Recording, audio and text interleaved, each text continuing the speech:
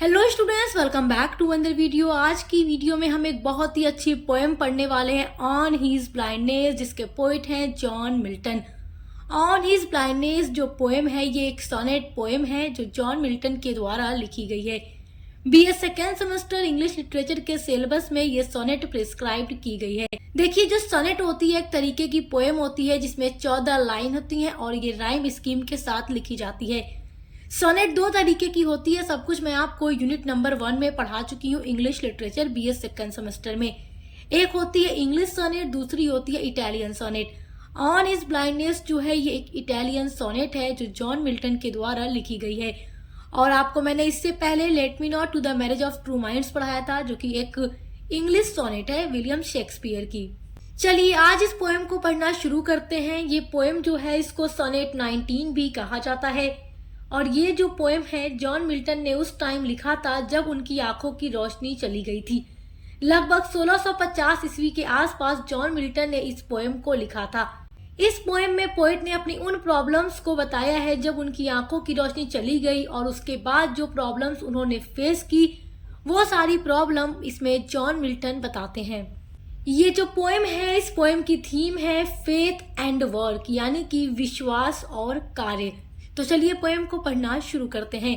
On his blindness को when I consider how my light is spent के नाम से भी जाना जाता है, जो कि इस पोएम की फर्स्ट लाइन है। तो चलिए पढ़ते हैं पोएम को, एक एक वर्ड को समझकर पढ़ेंगे। When I consider how my light is spent, when मतलब जब, आई कंसिडर मैंने ये सोचा, हाउ कैसे, माई लाइट मेरी आंखों की रोशनी इज स्पेंट चली गई, जब मैं इस बात को सोचता हूँ कि कैसे मेरी आंखों की रोशनी चली गई। पहली लाइन में जॉन मिल्टन यही बात लिखते हैं, ere half my days in this dark world and wide. Ere मतलब होता है पहले, हाफ माई डेज यानी मेरी अभी आधी जिंदगी से पहले ही, in this dark world and wide तो अभी मेरी आधी जिंदगी भी नहीं हुई, मेरी आधी जिंदगी के पहले ही ये जो दुनिया है, ये जो वर्ल्ड है मेरे लिए डार्क हो गया, अंधेरा हो गया, एंड वाइड बहुत बड़ा हो गया। वाइड मतलब बहुत बड़ा। तो इस लाइन में पोएट कहते हैं कि मेरी आधी जिंदगी से पहले ही ये दुनिया मेरे लिए अंधेरी और बहुत बड़ी हो गई। And that one talent which is there to hide. Third line में देखिए पोएट लिखते हैं एंड दैट वन टैलेंट, और वो एक जो टैलेंट है which is there to hide. तो यहाँ पर पोएट अपने एक टैलेंट की बात कर रहे हैं और वो टैलेंट कौन सा है। देखिए पोएट क्या कह रहे हैं कि और वो एक टैलेंट जो मेरे अंदर है, और वो टैलेंट है पोएट की राइटिंग का टैलेंट यानी लिखने का talent. Which is death to hide, death मतलब मृत्यु, हाइड मतलब छुपाना। तो पोएट कहते हैं कि मेरे अंदर ये जो राइटिंग का लिखने का टैलेंट है, क्योंकि मैं एक राइटर हूँ, तो मेरे अंदर ये जो लिखने का टैलेंट है इसको छुपाना, हाइड करना, डेथ यानी मरने के समान है, मौत के समान है।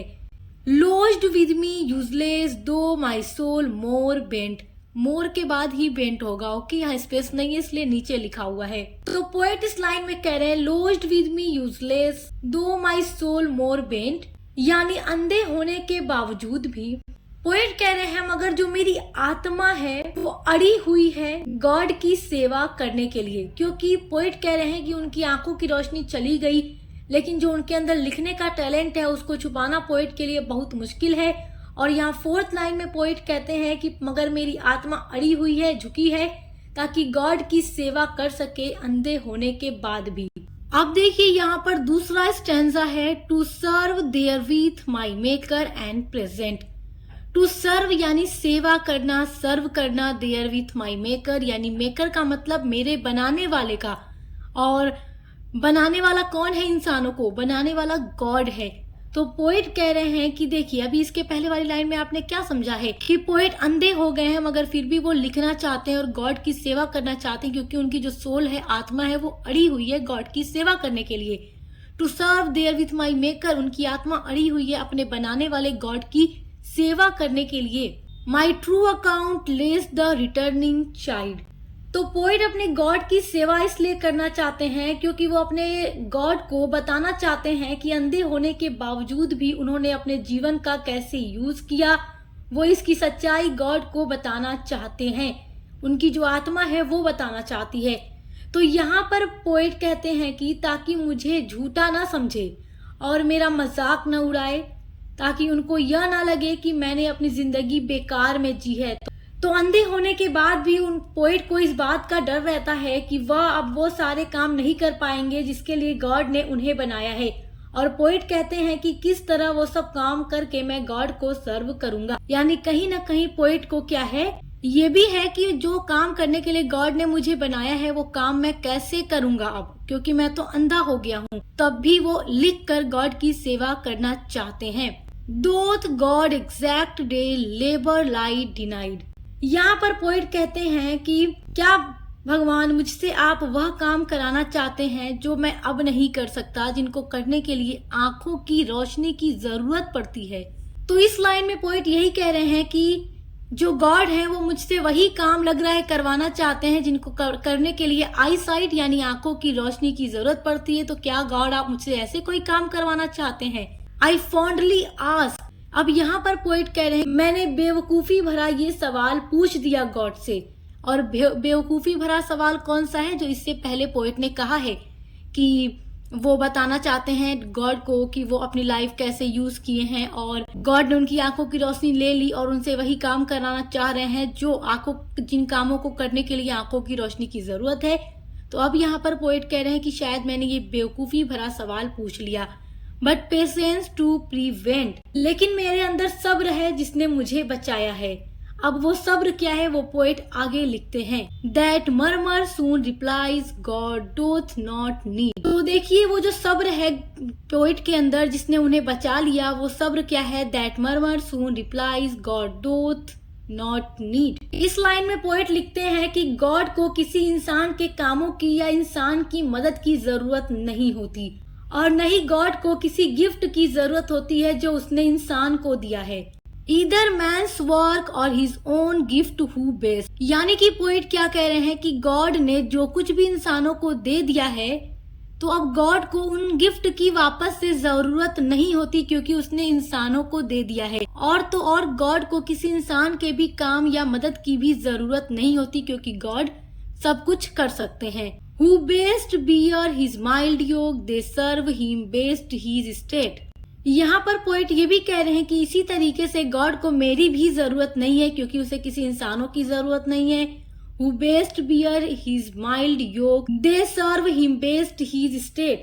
और कोई भी इंसान जो गॉड की कमांड पूरी करते हैं, दे सर्व वो भी सर्व करते हैं, वो भी सेवा करते हैं, हिम बेस्ट उसकी अच्छे से हिज स्टेट यानी कि पोएट यहाँ पर ये कह रहे हैं कि जो भी इंसान गॉड की कमांड को पूरा करते हैं समझो वो भी गॉड की सेवा कर रहे हैं। अब देखिए आगे की लाइन में पोएट क्या कह रहे हैं, इस किंगली वह राजा की तरह है और वो हम पे शासन करता है एक राजा की तरह। Thousands at his bidding speed and passed over land and ocean without rest। और हजारों लोग उन्हें उनके बुलाने पर दौड़े चले आते हैं। जब गॉड उन हजारों लोगों को बुलाते हैं तो वो हजारों लोग जो हैं यहाँ से देखिए पोस्ट और लैंड, तो उन्हें जमीन या समुद्र पार करके भी जाना पड़े तो वो उसको पार करके बिना रेस्ट किए गॉड की तरफ दौड़े हुए चले जाते हैं। They also serve who only stand and wait. अब यहाँ पर पोएट कह रहे हैं, इस लाइन में पोएट कह रहे हैं कि और वो लोग दे आल्सो सर्व और वो लोग भी सर्व करते हैं, सेवा करते हैं, हु जो कि ओनली केवल स्टैंड खड़े रहते हैं एंड वेट और इंतजार करते हैं। तो इस स्टैंसा में पोएट यही कहते हैं कि जो गॉड है वो राजा की तरह है जो हम पे शासन करता है और जब वो इंसानों को अपनी तरफ बुलाता है तो लोग जमीन समुद्र पार करके भी उसकी तरफ जाना पड़े तो बिना रेस्ट किए दौड़ते हुए चले जाते हैं। और वो लोग भी गॉड की सेवा करते हैं जो केवल खड़े होकर इंतजार करते हैं, तो गॉड उन्हें भी बहुत पसंद करते हैं। तो पोएट को ये चीज सोचकर बहुत सुकून मिलता है, अच्छा लगता है कि जो लोग खड़े होकर इंतजार करते हैं, केवल देखते हैं, इंतजार करते हैं और गॉड उन्हें भी बहुत ज्यादा पसंद करते हैं।